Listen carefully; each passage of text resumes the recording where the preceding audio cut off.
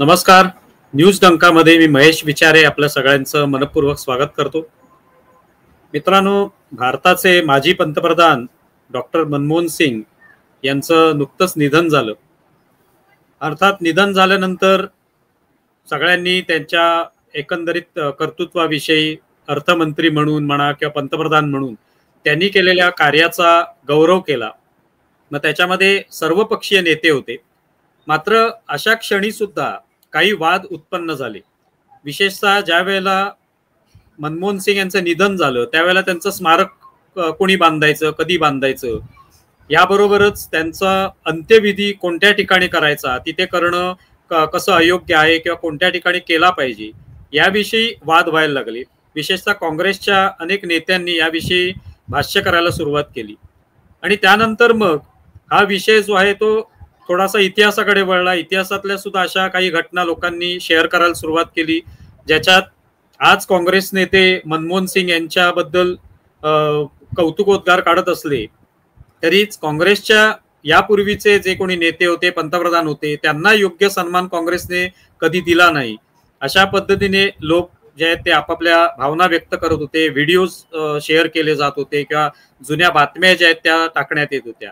या सगळ्या पार्श्वभूमीवर भारताचे माजी पंतप्रधान पी.व्ही. नरसिंह राव यांचा सुद्धा उल्लेख अनेक वेळेला झाला की त्यांचा योग्य सन्मान काँग्रेसकडून राखण्यात आला नाही आणि त्यांना त्यांचं निधन झाल्यानंतर त्यांचा पार्थिव सुद्धा काँग्रेसच्या हेडक्वार्टरमध्ये ठेवण्यात आलं नाही किंवा सोनिया गांधी सुद्धा तिकडे गेल्या नाहीत वगैरे अशा पद्धतीचे अनेक आरोप किंवा अशा पद्धतीचं वास्तव जे आहे ते लोकांनी वेगवेगळ्या घटना वेगवेगळ्या रूपामध्ये मांडण्यास सुरुवात केली. आता या संदर्भामध्ये आज आपण थोडंसं डिटेलमध्ये जाण्याचा प्रयत्न करूया आणि त्यासाठी आज आपल्यासोबत आहेत ज्येष्ठ पत्रकार प्रशांत दीक्षित. प्रशांतजी, आपलं खूप खूप स्वागत आहे. नमस्कार. मुख्य म्हणजे प्रशांतजींनी पी.व्ही. नरसिंह राव यांच्यावर राव पर्व हे पुस्तक लिहिलेलं आहे त्यांच्या एकूण जीवनचरित्रासंदर्भात. तेव्हा काय नेमकं घडलेलं आहे किंवा पी.व्ही. नरसिंह राव यांचं स्थान नेमकं काँग्रेसमध्ये काय होतं, त्यांचा जर काय अपमान झाला असेल तर तो का करण्यात आला, त्याच्यामागची कारणं काय असू शकतात किंवा असं काही घडलेलं होतंच का खरोखर, तर याविषयी आपण जाणून घेण्याचा प्रयत्न करणार आहोत त्या निमित्ताने. आणि अर्थात मनमोहन सिंग यांची कारकीर्द जी आहे ती सुद्धा पी.व्ही. नरसिंह राव यांच्या काळातलीच आहे. तेव्हा ते अर्थमंत्री होते. मला वाटतं मी प्रशांतजींना विचारतो ते बरोबर आहे का? बरोबर. तर तेव्हापासून त्यांची कारकीर्द आहे. त्यामुळे अर्थात मनमोहन सिंग यांचा उल्लेख येतो तेव्हा नरसिंहराव यांचा उल्लेख येणं सुद्धा स्वाभाविक आहे. तर प्रशांतजी, मला सांगा की मुळात आपण सुरुवात याने करूया की नरसिंहराव यांचं नेमकं स्थान म्हणा किंवा स्टेटस जे असतं ते कशा प्रकारचं होतं काँग्रेसमध्ये? नरसिंहरावांचं महेश देशातलं स्टेटस फार मोठं आहे. किंबहुना मनमोहन सिंगांना पूर्ण श्रेय देताना आणि ते उचित श्रेय आहे की भारताला एका वेगळ्या मार्गावर नेलं आणि आज जे आपण महासत्ता होण्याचं स्वप्न पाहतोय त्याचा जो आर्थिक पाया असतो तो घालण्यात नरसिंहराव आणि मनमोहन सिंग यांचा वाटा मोठा आहे. पण हेही लक्षात ठेवलं पाहिजे की मनमोहन सिंग कायम असं म्हणत की नरसिंहराव हे खरे सूत्रधार होते. मला जर का त्यांच्याकडनं राजकीय बॅकिंग मिळालं नसतं तर मी जे काही अर्थमंत्री म्हणून काम करू शकलो ते तितकं चांगलं करू शकलो नसतो. आणि त्याच्यात तशा दाखवणाऱ्या अनेक घटना आहेत. म्हणजे मनमोहन सिंगांनी किमान 2 वेळा तरी राजीनामा देऊन बाहेर पडणार होते कारण ते काँग्रेसमधल्या अंतर्गत राजकारणाला वैतागलेले होते आणि दोन्ही वेळे नरसिंहरावांनी त्यांची समजूत घातली आणि त्यांना सांगितलं की ऍक्च्युली तुमच्यावर जी टीका होतीये ती मनमोहन सिंग या व्यक्तीवर नसून किंवा आर्थिक धोरणांवर नसून ती माझ्यावर होतीये, म्हणजे नरसिंहराव या व्यक्तीवर आहे. पण माझ्यावर ते थेट टीका करू शकत नाहीत किंवा धजत नाहीत म्हणून त्यांनी तुम्हाला ते पुढे करतायत. आणि ही गोष्ट गमतीचा भाग म्हणजे अटल बिहारी वाजपेयी यांच्या मार्फते यांनी नरसिंहरावांनी लोकसभेत मनमोहन सिंगांना ऐकवली. अटलजींचं त्यावेळेचं भाषण होतं आणि ते गमतीशीर भाषण होतं आणि त्यांनी 2-4 सूचना मनमोहन सिंगांना केल्या की अरे राजकारणात राहायचं तर अशा पद्धतीची टीका सहन करावी लागते. आणि ते बरंचसं वर्डिंग जे रावांना अपेक्षित होतं तो मेसेज वाजपेयींनी मनमोहन सिंगांना दिला आणि इनडायरेक्टली असंही दाखवून दिलं की तुम्ही जे काही करताय त्याला माझाही म्हणजे आमच्या पक्षाचाही, तेव्हा ते भाजपचे नेतेच होते, की आम्ही त्याच दिशेने विचार करतोय. तर या पद्धतीचं अंडरस्टँडिंग त्यांच्यात अतिशय होतं. नरसिंहरावांना कधीच काँग्रेसने ओन केलं नाही. त्याच्या कारणात तपशिलात मी माझ्या पुस्तकात बराच तपशील दिलाय. परंतु एक महत्वाचं कारण असं होतं की काँग्रेसची एक डीएनए, काँग्रेसची एक रचनाच अशी झालेली आहे, विशेषतः स्वातंत्र्योत्तर काळात, की गांधी घराण्याच्या पलीकडे त्या पक्षात कोणाला श्रेय द्यायचं नाही किंवा मिळू द्यायचं नाही. या पद्धतीचा एक ऍटिट्यूड म्हणा, एक असा तो तयार झालेला आहे. नरसिंहराव हे पहिले पंतप्रधान होते की ज्यांनी 5 वर्ष पूर्ण केली.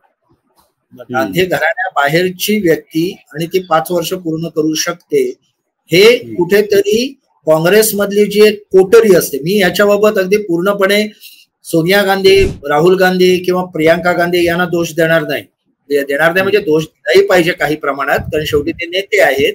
पण त्याहून ऍक्टिव्ह असतात ते काँग्रेसमध्ये जी एक चौकट तयार होते, चौकडी म्हणतात, पूर्वी त्याला चांडाळ चौकडी म्हणत, आपण चांडाळ चौकडी न म्हणता एक जे दरबारी राजकारण तिथे चालू होतं. हे काँग्रेसचं एक वैशिष्ट्य आत्ताच्या, विशेषतः इंदिरा गांधींच्या नंतरच्या काँग्रेसचं वैशिष्ट्य म्हणजे जनमानसात ज्यांना मोठं स्थान आहे असे नेते काँग्रेसचे सल्लागार म्हणून काम करत नाही.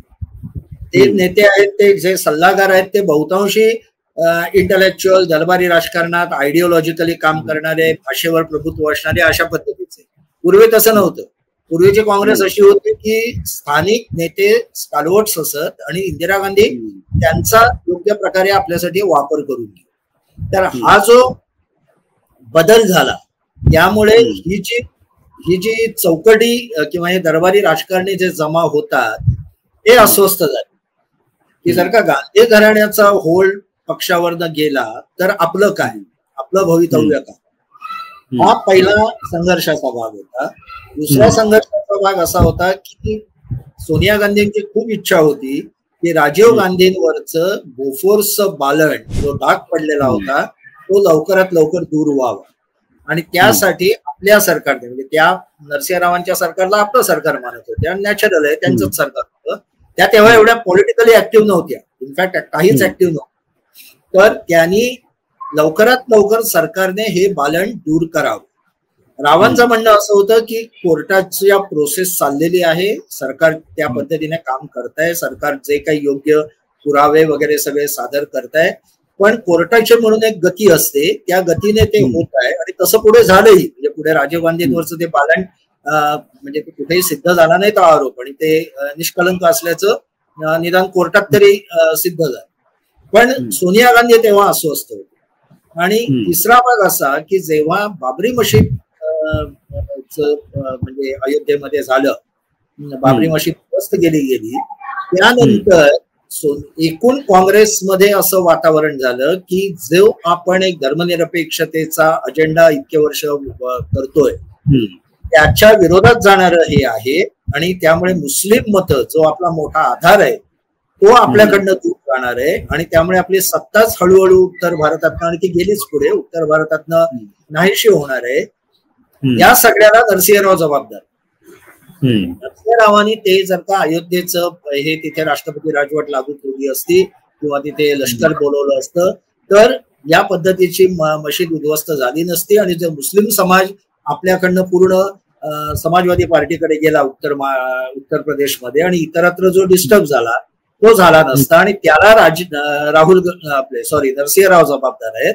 आणि नरसिंहरावांच्या या कारकिर्दीत म्हणजे या घटना घडल्यामुळे आपल्या म्हणजे या देशात अल्पसंख्याकांचं स्थान धोक्यात आलं. आणि एक आपण लक्षात घेतलं पाहिजे की सोनिया गांधींचे बॅकग्राऊंड किंवा राहुल गांधींचे बॅकग्राऊंड त्यांना याबाबतची भीती वाटणंही साहजिक होतं, पण ते मुळात सोनिया गांधी बाहेरच्या देशातनं इथे आलेल्या होत्या, त्या काही इंदिरा गांधींसारख्या या मातीतल्या नव्हत्या, त्यामुळे त्यांना अशी धास्ती वाटणं साहजिक होतं. तर हे सगळं जमून आलं आणि त्यामुळे आर्थिक क्षेत्रात नरसिंहराव आणि मनमोहन सिंगांनी फार मोठं काम केलेलं असूनही त्यांना जे काही क्रेडिट दिलं जाणं आवश्यक होतं त्यांनी केलेलं काम काँग्रेस पक्षाने स्वतःच्या राजकीय फायद्यासाठी वापरणं आवश्यक होतं की बघा आमच्या माणसाने काय काय केलं. ते आपल्यापासून ते कायम दूर राहिले. कारण काँग्रेसला कायम अशी भीती वाटत राहिली की नरसिंहरावांचं नाव आपण घेतलं तर मुस्लिम समाज, अल्पसंख्याक समाज हा आपल्यापासून दूर जाईल, गरीब आपल्यापासून दूर जातील. कारण हा जो इकॉनॉमिक रिफॉर्म जे झाले ते मुख्यतः श्रीमंती लोकांसाठी झाले. हा जो डावा विचार होता, एक कम्युनिस्ट विचार होता, तो जास्त प्रबळ होईल.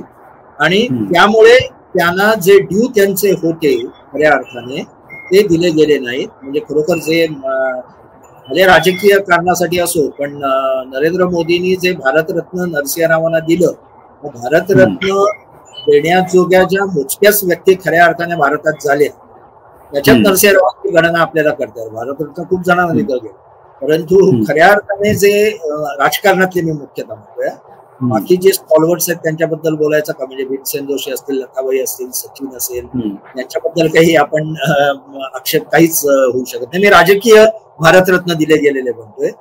तर भारतरत्न देण्याजोगी कामगिरी नरसिंहराव आणि त्यांच्या नेतृत्वाखाली मनमोहन सिंग यांनी 100% केलेली होती.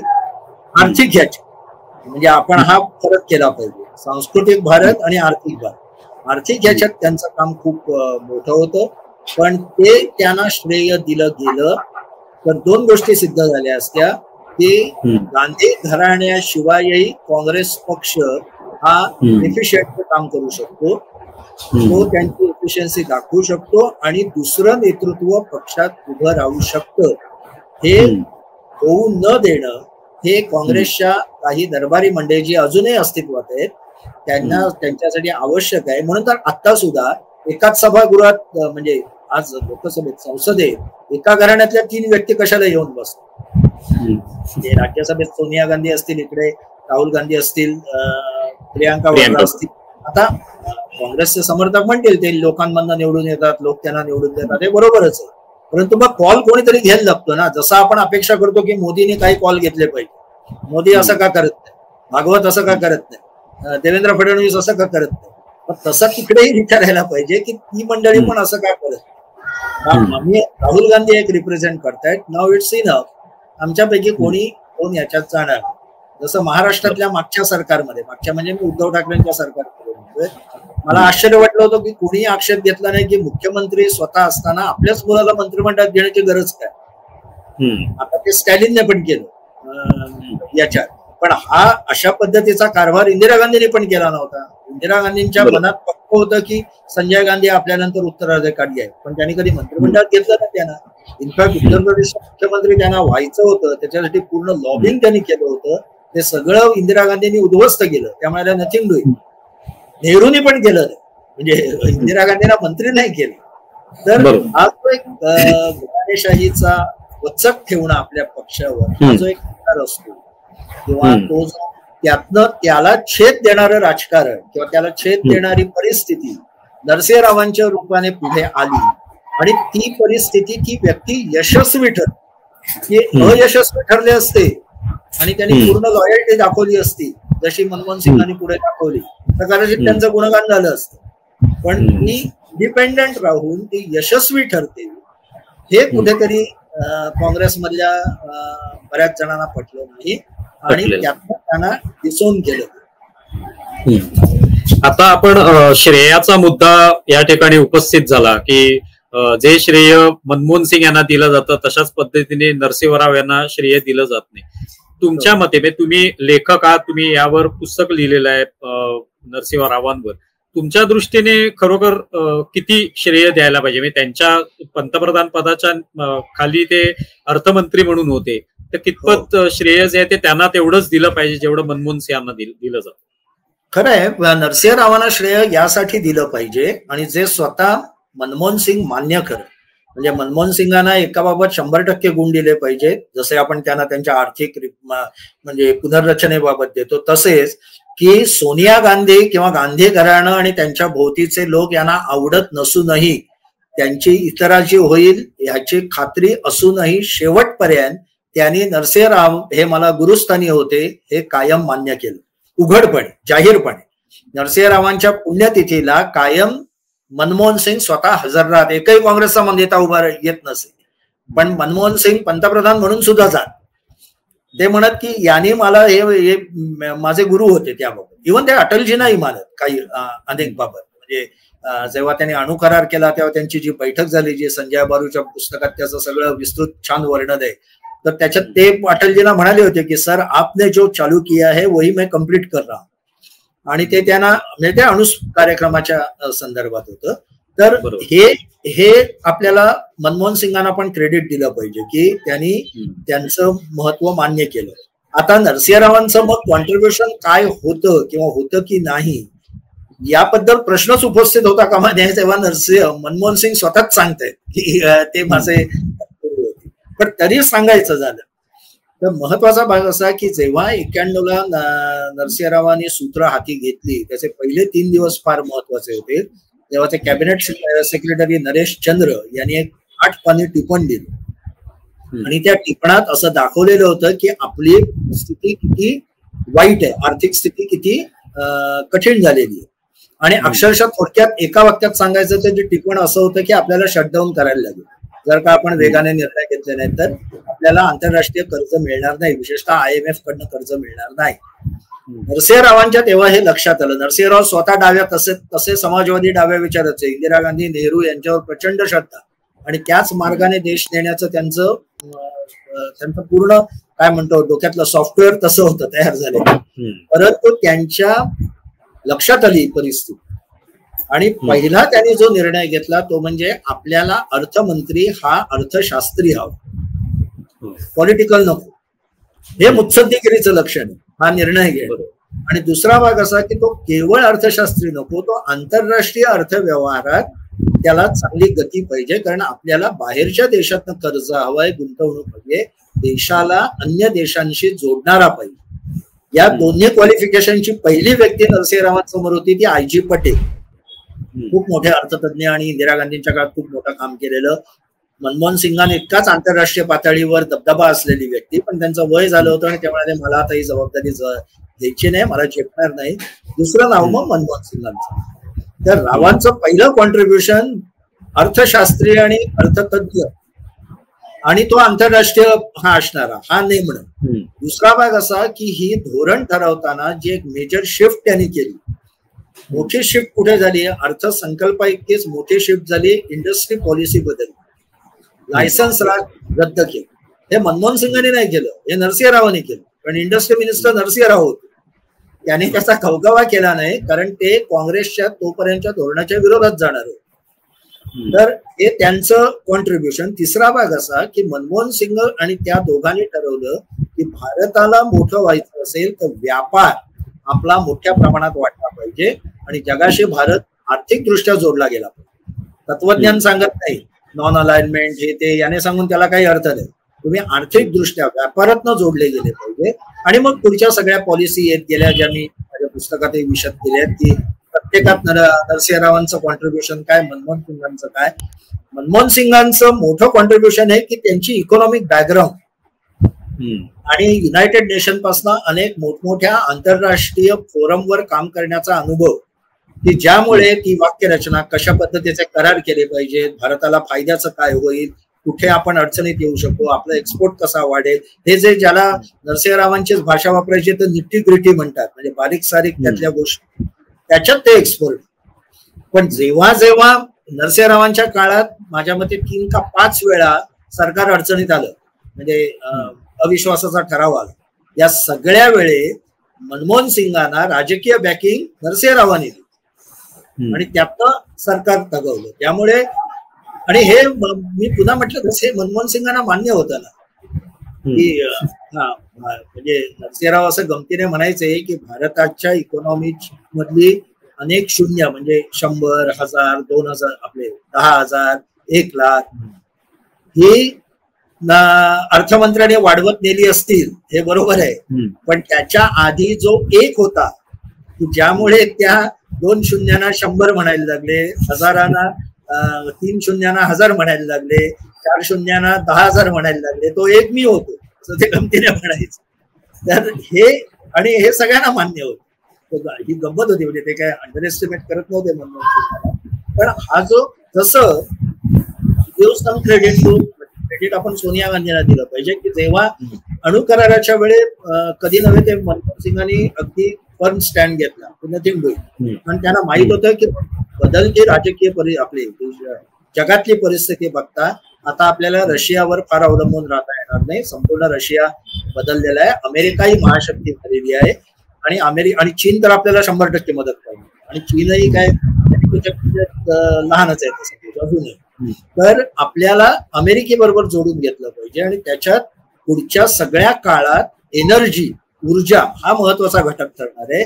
आणि मग ग्रीन एनर्जी, स्वच्छ ऊर्जा हवी असेल तर अणुऊर्जा हा सहा.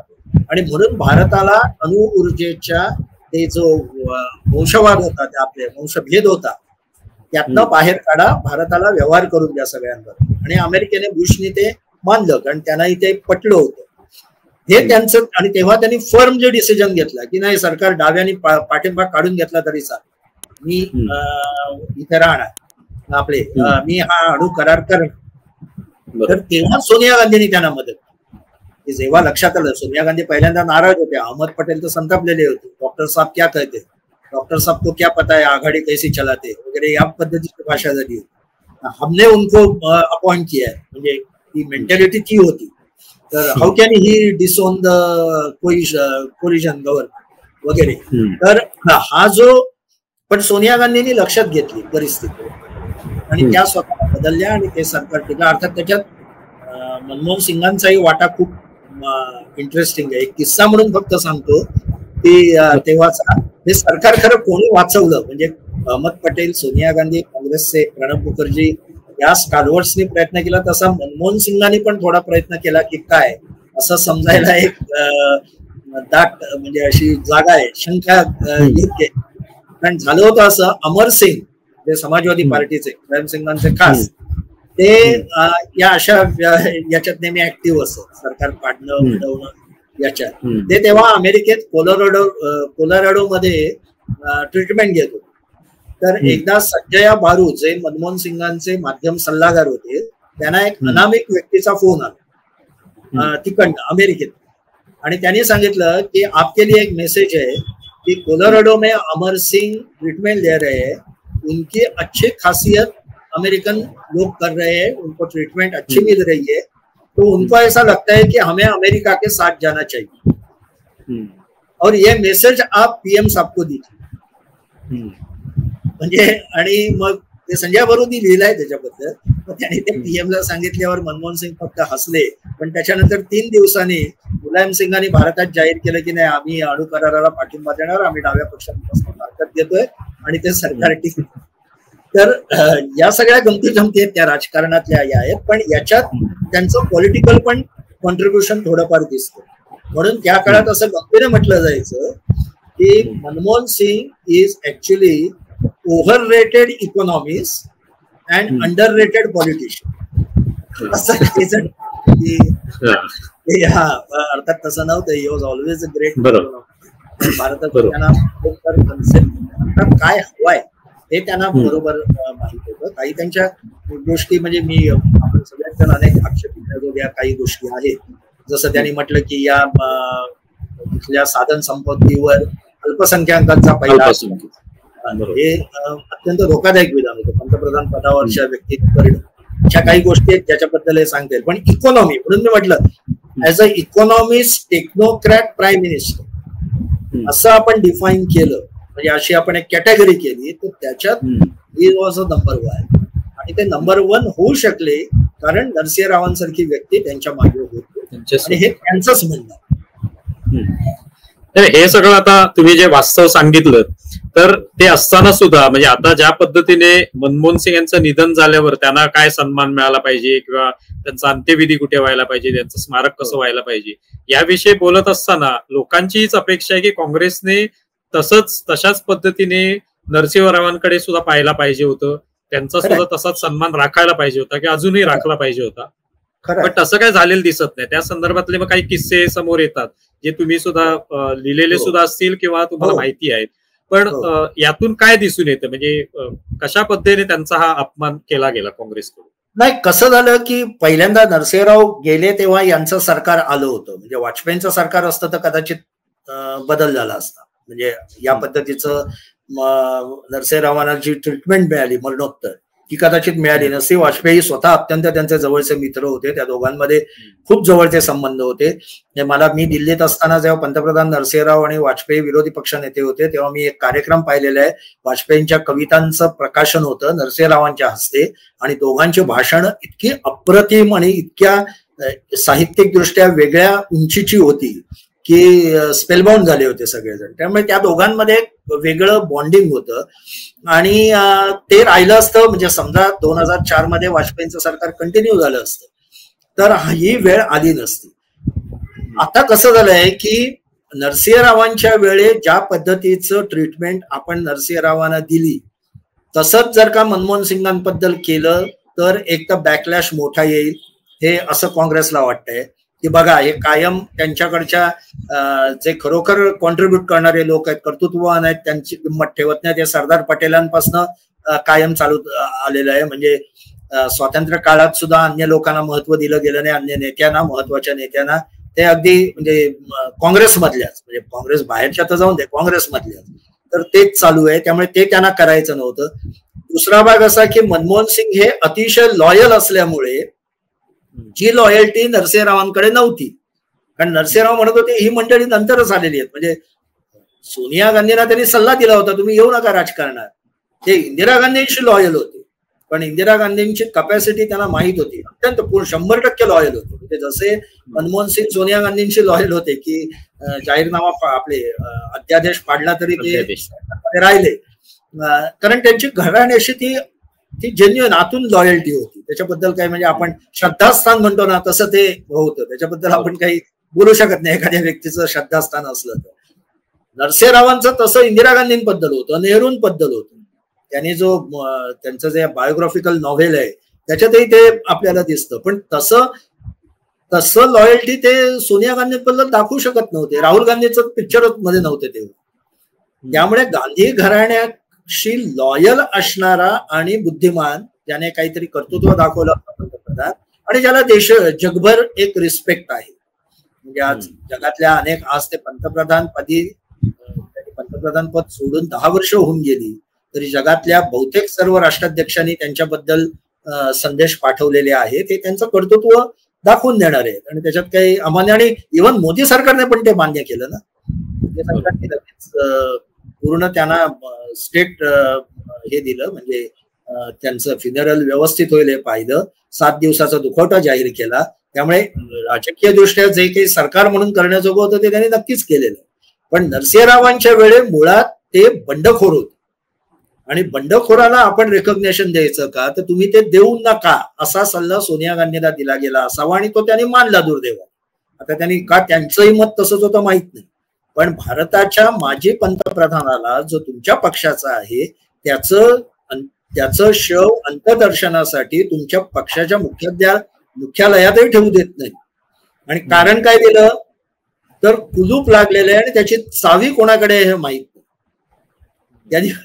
म्हणजे त्यांनी इमॅजिन की काँग्रेस मुख्यालयाचं दार जेव्हा त्यांची अंत्ययात्रा तिथे आली, शवयात्रा आली आणि ती जेव्हा ठरलं म्हणजे लोक म्हणाली की आता थोडा वेळ मुख्यालय त्यांनी निदान तिथे 10 मिनिटं तरी ठेवावं आणि मग अंत्यसंस्काराला घेऊन जावं असं आधी ठरत होतं. तर यांनी सांगितलं नाही काही गेटचं कुलूप लागलेलं आहे आणि चावी ज्याच्याकडे तो माणूस कुठे आहे माहित.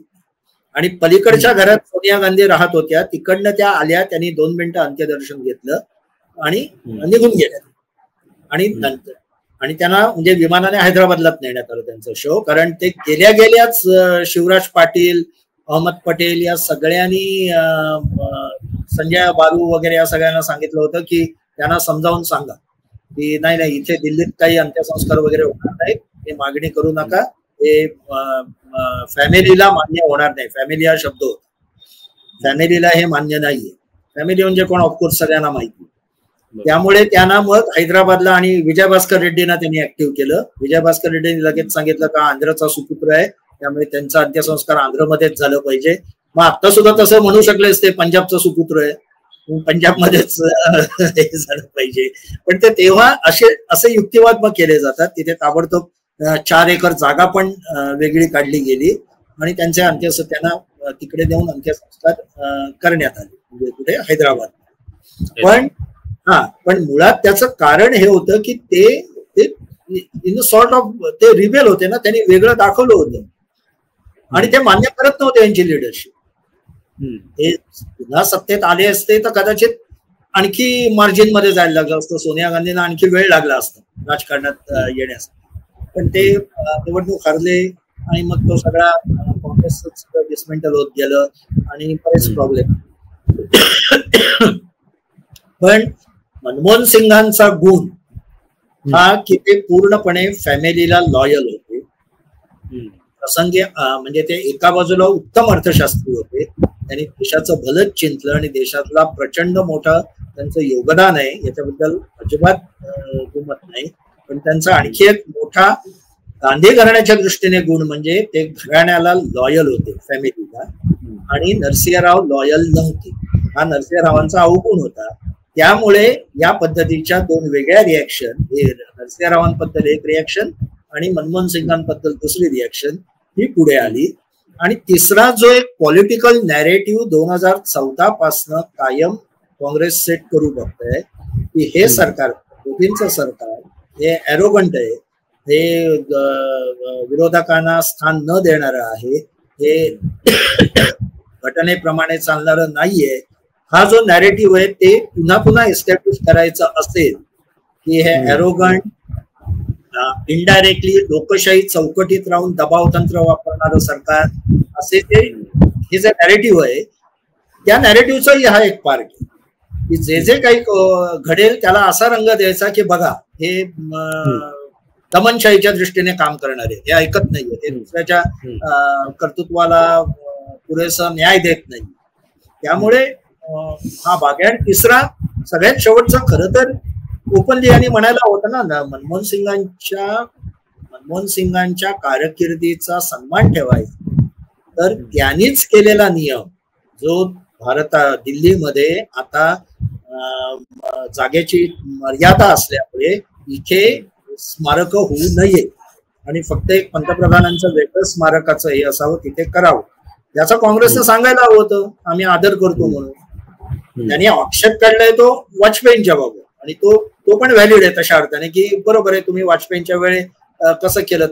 पण जर का तुम्हाला मनमोहन सिंग आणखी उंच न्यायचे तर तुम्ही असं म्हणायला पाहिजे की he was a true believer in constitution, true believer in parliamentarian democracy. त्यामुळे पार्लमेंटने कॅबिनेटने जो नियम केलेला होता त्यानुसारच त्यांचे अंत्यसंस्कार होणं हे त्यांच्या आत्म्याला जास्त समाधान देणारं असतं, असं आर्ग्युमेंट खरं तर करायला काँग्रेसने हवं होतं. पण तेही त्यांना जमलं नाही, कारण शेवटी म्हटलं जसं की कुठेतरी या सरकारला आरोपीच्या पिंजरात उभं करायचं. आणि मनमोहन सिंगांचं महत्व हे की ते लॉयल होते, त्यामुळे आम्ही ज्याला लॉयल मानतो त्याचा अंत्यसंस्कारही आम्ही सांगतो तसा झाला, पण तुम्ही ठरवणारे कोण, हा जो ऍटिट्यूड आहे त्याच्या मागे तो आपण लक्षात घेतो. हे तुम्ही जे बोललात त्याच्यामध्ये वारंवार लॉयल्टी आणि फॅमिली हा शब्द आला, आणि त्याच्यात हेच दिसून येतं की जे लॉयल आहेत आम्हाला, म्हणजे आता मनमोहन सिंगांच्या बाबतीत काँग्रेसची जी काही भूमिका आहे की वारंवार सांगितलं जातं की ते थोर अर्थशास्त्री होते किंवा त्यांनी भारतामध्ये आर्थिक सुधारणा आणल्या म्हणून त्यांचा जो काही गौरव किंवा सन्मान व्हायला पाहिजे तो या सरकारने करायला हवा. पण प्रत्यक्षामध्ये लॉयल्टी हा मला वाटतं प्राधान्यक्रम असला पाहिजे की जेणेकरून ज्यामुळे ते बोललं जाते. अगदी बरोबर. म्हणजे तुमच्याकडे गुण कितीही असो, ते गुण राजाच्या चरणी तुम्ही अर्पण करत असाल तर त्या गुणांना महत्व आहे.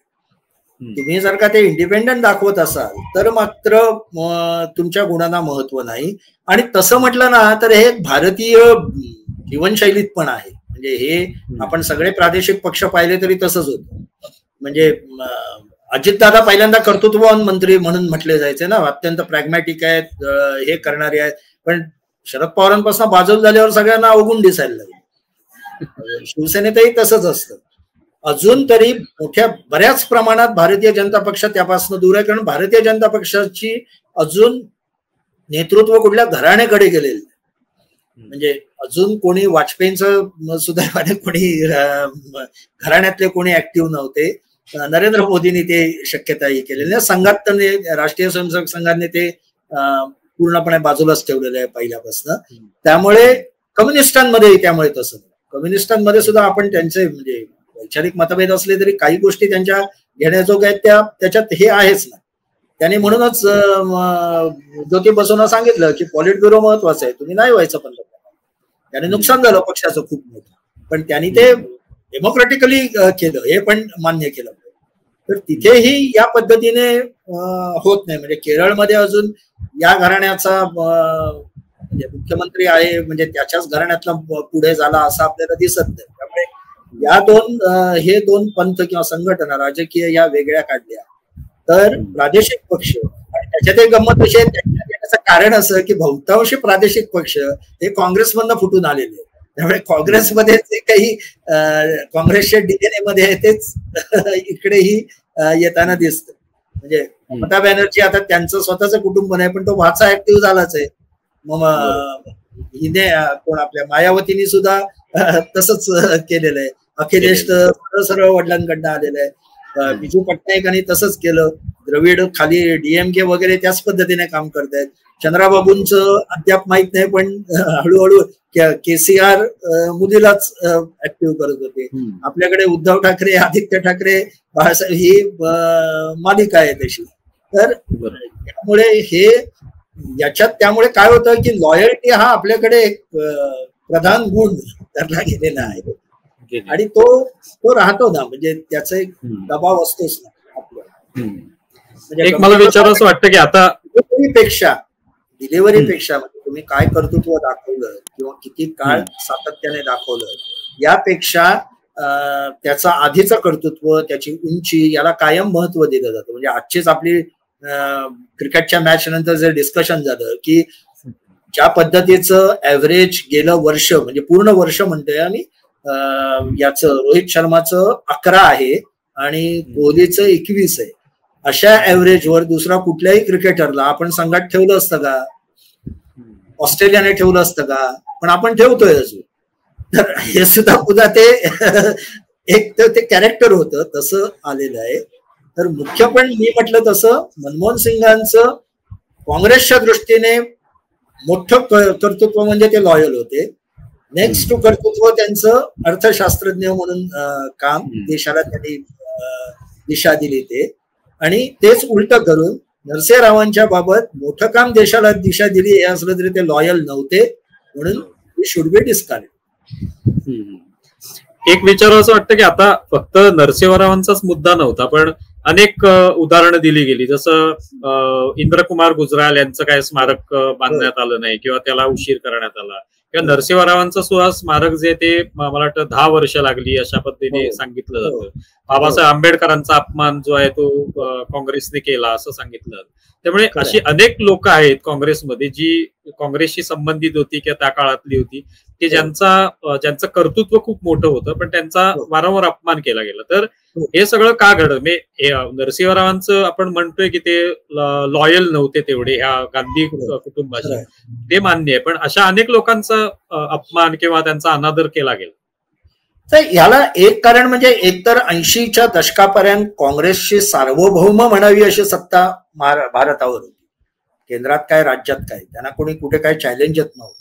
आणि त्या काळात ज्या पद्धतीने स्वातंत्र्य चळवळीतले लोक हळूहळू काँग्रेसमधनं अस्ताला जायला लागले, वयपरत्वे म्हणा, कर्तृत्वाने म्हणा, आणि हे जे पुढचे ज्याला आपण असं म्हणू की फक्त लॉयल्टी ठेवून पक्षात राहणारे पुढे यायला लागले की ज्यांनी आधी कर्तृत्व दाखवलेलं नव्हतं आणि ज्यांचं राजकारणातलं स्थान हे इंदिराजींना त्यांच्याशी निष्ठा आणण्यातच होतं. हा जो बदल झाला त्यातनं एक आपल्याकडे असं गृहीत धरलं गेलं सगळ्या याच्यात की निष्ठा ही महत्वाची. सर्वाधिक महत्वाचं काय असेल तर ती निष्ठा आहे. आणि ते निष्ठा असेल तर मग तुमचे काही अवगुण, तुमचं कर्तृत्व थोडंफार कमी जास्त असेल तर कमी असलं तरी आम्ही ते सांभाळून घेतो. म्हणजे इंदिरा गांधींच्या काळात अनेक मुख्यमंत्री असे झाले की ज्यांचं काहीच कर्तृत्व नव्हतं पण ते टिकले मुख्यमंत्री म्हणून आणि हेच मग सगळीकडे चालवलं गेलं. तर मुळात काय आहे की गांधी घराण्याच्या पलीकडे म्हणजे हे एक पद्धतीने इतिहास रिराईट करण्याचाच आहे, रिराईट पण नाही, नव्याने असाच लिहायचा की आमचे सगळे जे कोण ग्रेट होते तेवढेच ग्रेट, त्यांच्या पलीकडचं कर्तृत्व दुसऱ्या कोणी दाखवलं नाही. आणि त्यातनं एक मग ती मानसिकता तयार होते जे अन्य देशातही आहे. म्हणजे पूर्वी रशियात जसं लेनिन वगैरे सगळ्यांनी तिथे कोणाचे होते, नंतर ते पुतळे पाडायला लागले. जेव्हा जनमताचा आक्रोश झाला तेव्हा ते पुतळे पाडले गेले. ब्रिटिश हे एकमेव असे होते की जे अनेक त्यांचं योगदान मान्य करायचं. म्हणजे ब्रिटिशांकडनं शिकण्यासारख्या अनेक गोष्टी आहेत त्याच्यात ते आहेत. अमेरिकेत ब्रिटिशांचीच ती वसाहत होती, त्यामुळे तिथेही काही ते गुण केलेले आहेत. पण आपण ब्रिटिशांकडनं नको ते गुण घेतले आणि जे घ्यायला हवेत ते घेतले, हा जो फरक झाला. तर त्यामुळे गांधी घराण्याचं एक काय म्हणू एक पूर्ण अस्तित्व गांधी घराण्याचं या देशावर पूर्ण सावट नाही मी म्हणणार, पण एक असं ते घराणं एकमेव आहे. या पद्धतीचं वातावरण निर्माण करण्याचा जो एक मोठा प्रयोग 10-15 वर्ष चालू होता आणि सत्ता त्यांची असं म्हणून प्रत्येक विमानतळाला त्यांची नावं, विद्यापीठांना त्यांची नावं, उदाना त्यांची नावं, हा जो सगळा प्रकार सुरू झाला दिल्लीमध्ये म्हणा किंवा भारतात सर्व.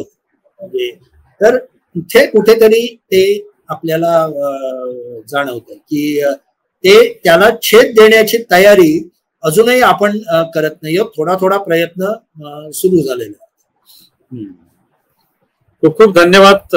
अत्यंत मोकळेपणाने तुम्ही या सगळ्या विषयावर बोललात आणि तुम्ही स्वतः सगळा अभ्यास केलेला असल्यामुळे आणि स्वतः तुम्ही नरसिंहरावांचं चरित्र लिहिलेलं असल्यामुळे त्या ठिकाणी हे सगळे महत्वाचे मुद्दे जे आहेत ते तुम्ही इथे उपस्थित करू शकला. इथे महेश असं एक छोटस वाक्य म्हणजे महत्वाचा मुद्दा म्हणून सांगतो की हे कल्चर आपल्याला आता बदललं पाहिजे. म्हणजे ज्याचं खऱ्या अर्थाने कर्तृत्व आहे, मग तो कुठल्या पक्षाचा असो, कुठल्या जातीतला असो, पंथाचा असो, धर्माचा असो, त्याचं कर्तृत्व त्या क्षेत्रातलं मान्य करणं. आणि त्या क्षेत्रातलं आपल्याकडे कसं होतं की अर्थशास्त्री मनमोहन सिंग ग्रेट म्हणजे मग सर्वत्र ग्रेट, असं नसतं. कुठल्याच व्यक्तीबद्दल असं नसतं. म्हणजे नरेंद्र मोदी काही क्षेत्रात अत्यंत मोठे ग्रेट आहेत, पण काही क्षेत्रात ते त्यांच्या मर्यादा आहेत, ते मान्य आहे ना, काही हरकत नाहीये.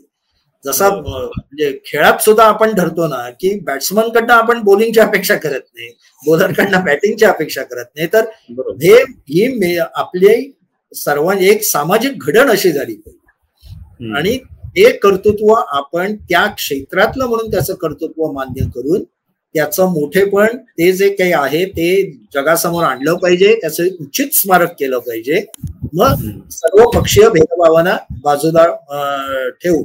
आणि एक हे की दिल्ली सारख्या ठिकाणी हा जर का इतका इमोशनल इश्यू असेल तर एक फार मोठी जागा म्हणजे पुढची 200 वर्ष टिकेल अशी सरकारने घ्यावी आणि असं म्हणावं की प्राईम मिनिस्टर जे कोण पुढचे 200 वर्ष होतील त्यांची स्मारक इथेच केली जातील.